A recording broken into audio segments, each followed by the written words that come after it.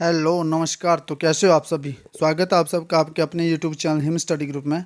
तो आज हम लेके आए हैं इंग्लिश का एक और मॉक टेस्ट जिसमें कि आपका एडवांस लेवल का रहेगा सारा। ठीक है, एक आध क्वेश्चन होगा जो आपका इजी, एक दो बाकी होंगे तो सारे इजी, लेकिन है एडवांस लेवल के ये थोड़े। ठीक है, तो जो भी अपने एचपी पटवारी एग्ज़ाम की तैयारी कर रहे हैं या फॉरेस्ट गार्ड एग्ज़ाम की या एचपी पटवारी के एग्ज़ाम की, तो उन सब के लिए ये जो मॉक टेस्ट है ये मोस्ट इंपॉर्टेंट रहने वाला है। ठीक है, इसमें आपका बेसिक भी है थोड़ा सा और ज़्यादातर आपका पार्ट ऑफ स्पीच का रहने वाला है।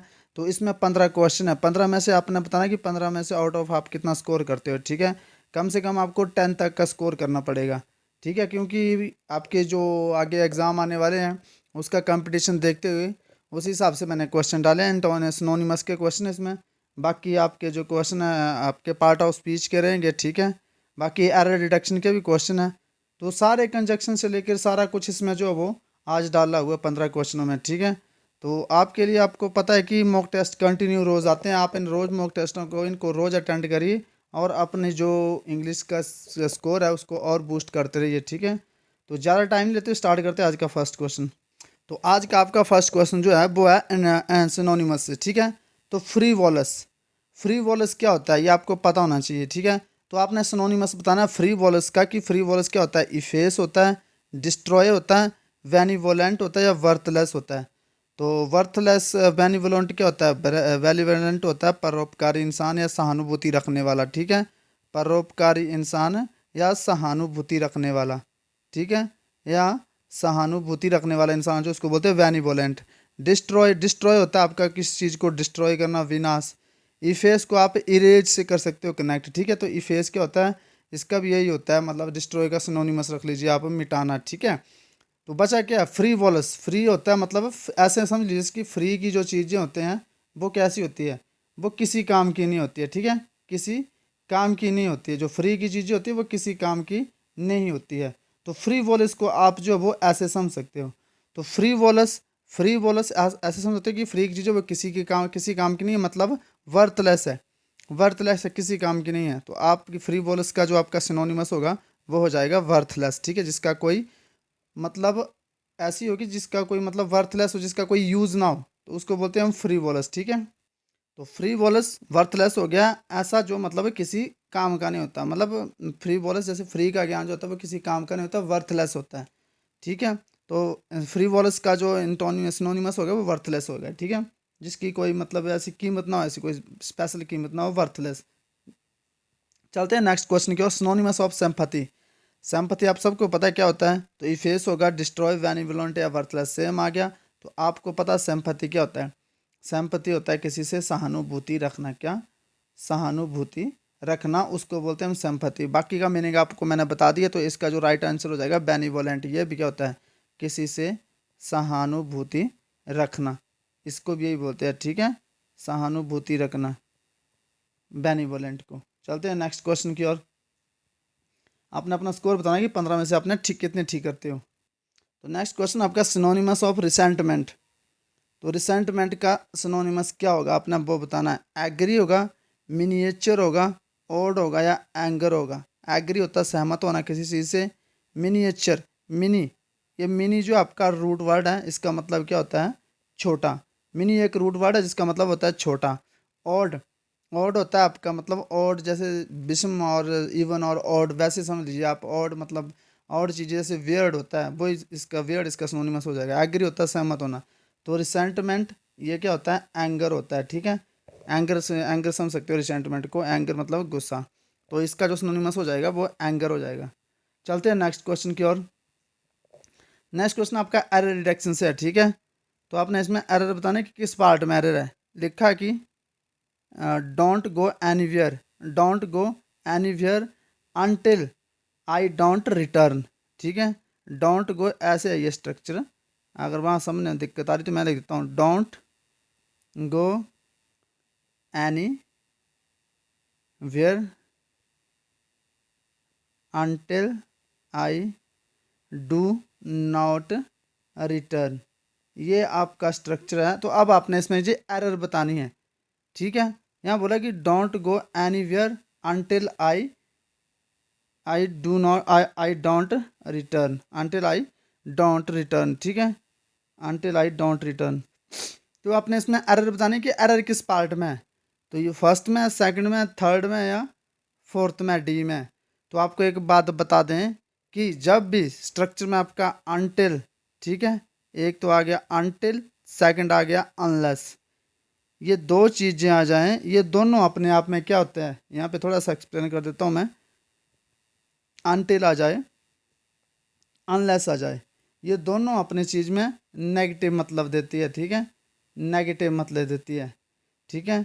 तो आपने ये देखना है कि जब भी स्ट्रक्चर में आपका अनटिल अनलेस आए तो उसके बाद क्या होगा, उसके बाद आपका नेगेटिव स्ट्रक्चर यूज़ नहीं होगा। क्या नहीं होगा, जो आगे वो नेगेटिव स्ट्रक्चर जो आपका वो यूज़ नहीं होगा, ठीक है। आपने ये ध्यान रखना है, जब भी अनटिल या अनलेस आ गए तो उसका जो अगला स्ट्रक्चर वो नेगेटिव यूज़ नहीं होगा, ठीक है। जैसे यहाँ पे बोला है I don't go anywhere until I do not return, ये आई डू नॉट रिटर्न नहीं होगा, ये आई डू नॉट रिटर्न नहीं होगा। तो यहाँ पे होगा until I return, direct until I return, ठीक है। Do not go anywhere until I return, ठीक है। तो क्योंकि अनटिल जो है ये मतलब अपने आप में नेगेटिव सेंस देता है, अनटिल और अनलेस। तो इसका मतलब क्या है कि आप तब तक कहीं नहीं जाओगे जब तक मैं वापस नहीं आ जाता। तो ये अनटिल का मतलब नेगेटिव देता है, ठीक है, ये नेगेटिव सेंस देता है आपके खुद अपने आप में ही। तो इसके बाद नेगेटिव स्ट्रक्चर यूज़ नहीं होगा आपका। तो इसका राइट आंसर क्या हो जाएगा, डी, ठीक है। आपने अपना स्कोर कमेंट सेक्शन में जरूर बताना हमें कि कितना स्कोर करना आपने 15 में से। चलते हैं नेक्स्ट क्वेश्चन के। नॉट, नेक्स्ट आपका है कि कंजक्शन से है, not only Shivani but also Neha dash pass the exam. तो क्या भरा जाएगा इसमें, हैव, आर, वेयर या हैज़। तो आपको बता दें कि जब भी आपका नॉट ओनली आगे कुछ भी स्ट्रक्चर हो और उससे आगे जुड़ा हो what also say, not only what also say, तो उसके बाद जो हेल्पिंग वर्ब है, तो उसके बाद जो हेल्पिंग वर्ब है वो आपकी सिंगुलर यूज़ होगी, ठीक है। हेल्पिंग वर्ब जो आपकी सिंगुलर यूज़ होगी। तो यहाँ क्या भर जाएगा, not only Shivani but also Neha क्या has, not only Shivani but, not only Shivani but also Neha has passed the exam. तो आपको बता दिए जहाँ भी नॉट ओनली वट ऑल्सो आ जाए उससे बाद जो आपकी हेल्पिंग वर्ब है वो सिंगुलर यूज़ होगी। चलते हैं नेक्स्ट क्वेश्चन की ओर। नेक्स्ट क्वेश्चन आपका कि work hard लेस्ट you will fail in the exam. तो आपने भी इसमें क्या एरर ढूंढनी है, एरर किस पार्ट में, ए में, बी में या सी में। इसमें एरर है, इसमें या इसमें। तो आपको बता दें, आपने अपना क्वेश्चन जो है मतलब अपना आंसर टिक करना और अपना स्कोर बताना कमेंट सेक्शन में। आपको बता देता हूँ कि यहाँ पे राइट आंसर क्या होगा, work hard लेस्ट you will fail. तो आपको पता है ये बोल रहा है कि हमें जो हम मेहनत करनी पड़ेगी, नहीं तो आप फेल हो जाओगे, ठीक है। तो जहाँ भी आपका लेस्ट आ जाए तो लेस्ट के साथ हमेशा शुड फॉलो होता है, आपको पहले भी कई बार बता चुके हैं हम, ठीक है। लेस्ट के साथ हमेशा जो है वो शुड फॉलो होगा। तो वर्क हार्ड, तो यहाँ पे क्या होगा, लेस्ट, लेस्ट आया पीछे तो यहाँ पे should, work hard लेस्ट you should fail, ठीक है, लेस्ट you should fail in the exam. तो इसमें जो एरर है आपके थर्ड सेंटेंस में, ठीक है, जो थर्ड आपका पार्ट है उसमें जो आपका एरर है, क्योंकि यहाँ पे विल की जगह शुड यूज़ होगा। नेक्स्ट क्वेश्चन आपका, he goes to school, he goes to school dash बस। तो आपको बताया है कि जहाँ पे बाय आए और आगे आपका साधन आए ट्रैवल का, जैसे बाय बस लिखा है, और यहाँ पे इन आए और यहाँ पे आपका साधन आए यात्रा का, जैसे मैं लिख देता हूँ ट्रेन। तो अगर बाय आ जाता है तो यहाँ पे नो आर्टिकल, लेकिन इन आए तो इसके बाद इसके बाद जो इनके बाद आर्टिकल ए आता है, ठीक है। He goes to school in a bus. तो अपना अपना राइट आंसर टिक करना है, अपना स्कोर जरूर बताना कमेंट सेक्शन में, अपना 15 में से कितने ठीक करें। Ankush was deprived his father property by his sister. Ankush को जब उसकी प्रॉपर्टी से जो वो वंचित करा गया उसके पिता की प्रॉपर्टी से, किसके द्वारा, उसकी सिस्टर के द्वारा। तो अंकुश वाज डिप्राइव्ड ऑफ होगा, डिप्राइव्ड टू होगा, या डिप्राइव्ड ऑन या डिप्राइव्ड फ्रॉम। तो क्या भरा जाएगा, तो आपको बता दें कि डिप्राइव्ड, डिप्राइव्ड के साथ फिक्स प्रपोजिशन ऑफ का यूज़ होता है, ठीक है, फिक्स प्रपोजिशन ऑफ। तो इसका राइट आंसर होगा of. Ankush was deprived of his father property by his sister. चलते हैं नेक्स्ट क्वेश्चन की ओर। नेक्स्ट क्वेश्चन आपका कि birds are sitting dash tree. आपको पता है कि birds are sitting dash tree, पक्षी जो वो बैठे हैं कहाँ पे बैठे हैं, आपको पता होना चाहिए कहाँ पे बैठे हैं पक्षी। पक्षी जो बैठे हैं वो बैठे हैं यहाँ पे पेड़ के अंदर, कहीं पेड़ है उसके अंदर बैठे हैं। हमें ऑब्जर्व नहीं हो रहा कि कहाँ पे बैठे हैं, एग्जैक्ट लोकेशन नहीं पता हमें कहाँ बैठे हैं, लेकिन बैठे कहाँ हैं, पेड़ के अंदर। तो birds are sitting in the tree. और अगर कहीं पे यहाँ पे पेड़ के अंदर ब्रांच पे बैठा होता है तो यहाँ पे होगा birds are sitting on the branch of tree. ठीक है, birds are sitting on the branch of tree. ठीक है, तो ऐसा होता है अगर ब्रांच दिया रहता है तो। लेकिन यहाँ सीधा बोला गया birds are sitting in the tree, तो इनका यूज होगा। चलते हैं नेक्स्ट क्वेश्चन की ओर। नेक्स्ट क्वेश्चन आपका कि इफ़, ये आपका कंडीशनल सेंटेंस है। पहले एक बात मैं आपको बताता हूँ, कंडीशनल सेंटेंस अगर आपने कंडीशनल सेंटेंस नहीं पढ़े हैं तो पढ़ लीजिए, आते हैं एग्जाम में। If you studied you would have passed the exam, passed the exam. तो ये कंडीशनल सेंटेंस है, ये बोल रहा है कि अगर आपने पढ़ाई की होती तो आप पास हो गए होते। ठीक है, अगर आपने पढ़ाई की होती तो आप पास हो जाते, लेकिन पढ़ाई करी नहीं और पास हुए नहीं। ठीक है, तो इफ़ के बाद इस कंडीशन में क्या आता है, इफ़ यू वाज आएगा, यू वर आएगा, यू हैज़ या यू हैड, क्या आएगा इसमें से। आपने अपना आंसर जो वो टिक करना और स्कोर बताना 15 में से आपने कितने करे हैं। तो आपको बता दें कि जब ये आपका वर्ब देखनी पड़ती है, वर्ब क्या थर्ड फॉर्म है, वुड हैव है, इसके बाद ये क्या है, ये वुड हैव ना, ये हेल्पिंग वर्ब आ गई और फिर आगे वर्ब की थर्ड फॉर्म। तो यहाँ क्या स्ट्रक्चर कहाँ से शुरू होता है, if you had studied you would have pass the exam. अगर तुमने पढ़ाई की होती तो तुम एग्ज़ाम जो वो पास कर लेते, मतलब आपने पढ़ाई करी नहीं और एग्ज़ाम जो पास हुए नहीं। तो ये कंडीशनल सेंटेंस है, ये इसी तरह यूज़ होते हैं। ठीक है, तो यहाँ पे भरा जाएगा हैड। ठीक है, if you had studied you would have passed the exam. चलते हैं नेक्स्ट क्वेश्चन की ओर। नेक्स्ट क्वेश्चन आपका ये बोलता है कि आई वॉन्ट लर्न इंग्लिश, मतलब आई वॉन्ट लर्न इंग्लिश। आपको बता दें कि वॉन्ट, पहले यहाँ पे आप आंसर बताइए फिर मैं समझाता हूँ। I want in learn English, I want at learn English, I want of learn English, I want to learn English. तो आपको बता दें जहाँ भी वॉन्ट यूज़ होता है, वांट किसके लिए यूज़ होता है, जैसे आई वॉन्ट लैपटॉप, मतलब जब आपको कोई चीज़ चाहिए होती है। ठीक है, जब आपको कोई चीज़ चाहिए होती है तो आप क्या यूज़ करते हैं, वॉन्ट का। और जब आप कुछ करना चाहते हैं, ठीक है, जब आपको कोई चीज़ चाहिए तो आप वांट का यूज़ करेंगे, जब कोई चीज़ चाहिए तो वांट का यूज़ करेंगे, और जब आप कुछ करना चाहते हैं, करना चाहते हैं तो आप क्या यूज़ करेंगे, वांट टू का। जैसे I want to learn English, मैं जो वो इंग्लिश सीखना चाहता हूँ। ठीक है, और जैसे मैं बोलता हूँ I want to go there, मैं वहाँ जाना चाहता हूँ।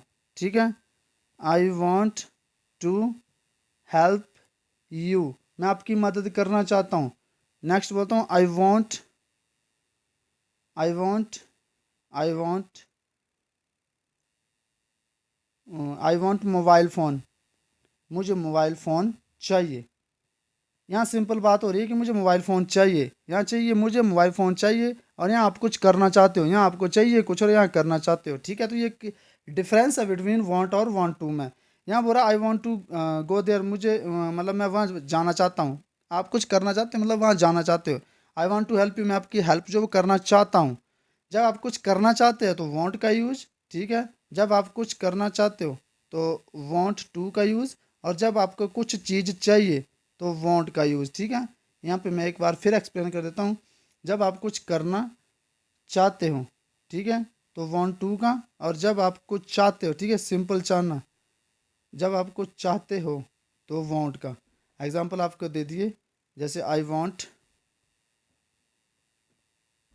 टेलीविज़न, मुझे टेलीविज़न चाहिए। एक एग्जाम्पल और देता हूँ, आई वांट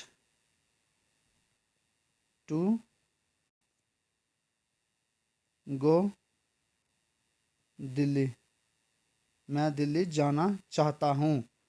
ठीक है, यहाँ पे आप क्या कुछ कर रहे हैं, मतलब जाना चाहते हो आप। ठीक है, you want to go, I want to go Delhi, मैं दिल्ली जाना चाहता हूँ, और यहाँ पे आपको सिंपल चाहिए किस चीज़ की नीड है।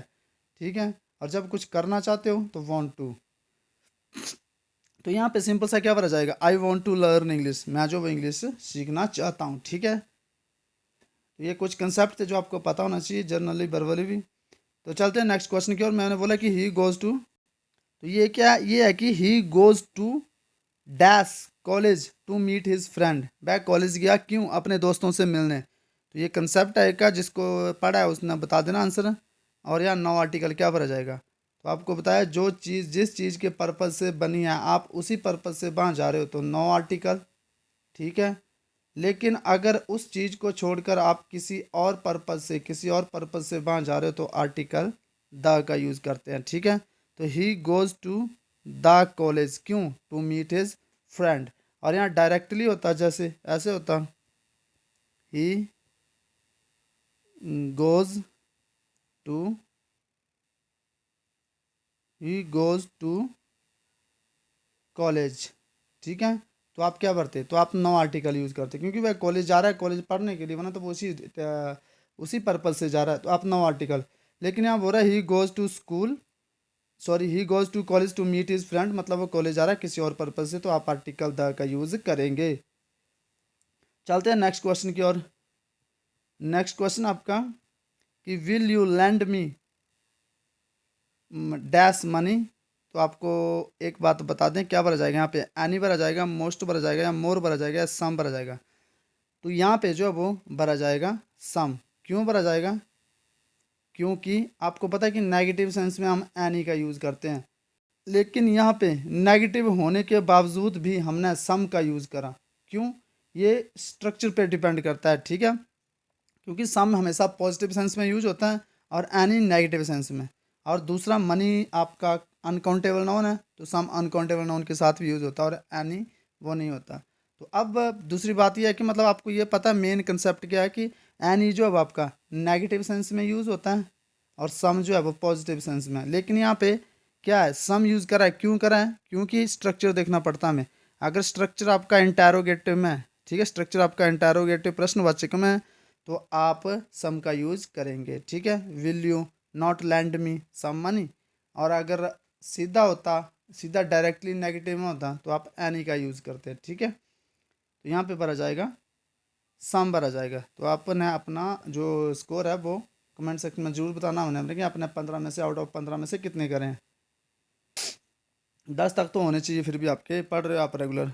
मैं बोल रहा हूँ कि he said she is dancing, change the narration. ये नरेशन है, ठीक है। आपने नरेशन को चेंज करना है यहाँ पे कि क्या बोलती है आपकी ये नरेशन। तो अब आप देखिए, मैंने बोला he said she is dancing, तो क्या होगा, he told that she is dancing, he told that she was dancing, ठीक है। या ही said that she is dancing, he said that she was dancing. तो आपको पता सेड खाली आया है, ठीक है। अगर सेड टू होता, सेड टू होता तो आप चेंज करते टोल्ड में। लेकिन यहाँ पे सेड खाली आया, पास्ट फॉर्म आया, डायरेक्टली तो आप नहीं करेंगे चेंज, ठीक है इसको। तो यहाँ पे डायरेक्टली टोल्ड होगा नहीं, टोल्ड होगा नहीं। ही सेड दैट यहाँ पे प्रेजेंट की आ गई तो ये भी नहीं होगा। तो लास्ट वाला होगा क्या, he said that she was dancing, क्योंकि is M R, is M और आर को हम जब नरेशन होती है तो किस में चेंज करते हैं, तो इज एम आर को हम जब नरेशन में जब नरेशन में कन्वर्ट करते हैं तो किस में चेंज करते हैं, बाज और बर में। लेकिन कब, जब आपकी जो रिपोर्टिंग वर्ब है, जो रिपोर्टिंग वर्ब है वो क्या होगी, पास्ट की होगी, ठीक है। तो यहाँ पे लास्ट वाला आपका राइट आंसर होगा। चलते हैं लास्ट क्वेश्चन की ओर। ये आपका एक्टिव वॉइस और पैसिव वॉइस, ये एक्टिव वॉइस है, आपने इसको पैसिव में चेंज करना है, ठीक है। तो आपने इसको पैसिव में चेंज करना है और अपना आंसर जो है वो जरूर बताना हमने कि 15 में से आउट ऑफ अपने कितने ठीक करें। तो नेक्स्ट ये आपका कि शी हैड संग अ स्वीट सॉन्ग, तो कौन सा ये आपका पास्ट परफेक्ट का टेंस, ठीक है। तो किस में चेंज करेंगे, संग थोड़ी स्पेलिंग गलत है, इसको ठीक कर लेना, संग, ठीक है। सी हैड संग आ स्वीट सॉन्ग, तो किस क्या होगा इसका, a sweet song had sung by her होगा, या sweet song has been sung by her, या sweet song will have been sung by her, या sweet song had been sung by her. A sweet song had, had तो आया नहीं, been भी होगा। A sweet song has been, has आया नहीं क्योंकि आपका प्रेजेंट का। A sweet song will have, ये फ्यूचर का और ये आपका पास्ट का, ठीक है। A sweet song had been sung by her, a sweet song, a sweet song, ये लास्ट वाला होगा आपका, ठीक है। A sweet song had been, had been verb की थर्ड फॉर्म याद रखनी है आपने, और संग बाय हर, ये इसका सही आंसर होगा, ठीक है। तो ये लास्ट वाला, क्योंकि आपका प्रेजेंट परफेक्ट में, सॉरी पास्ट परफेक्ट में, और जो पास्ट परफेक्ट का होता है उसको चेंज करते हैं हम पास्ट परफेक्ट कंटिन्यूज में, ठीक है। और पास्ट परफेक्ट कंटिन्यूज का नो चेंज होता है, ठीक है। तो ये था आज का आपका सेशन। आई होप आपको पसंद आया होगा।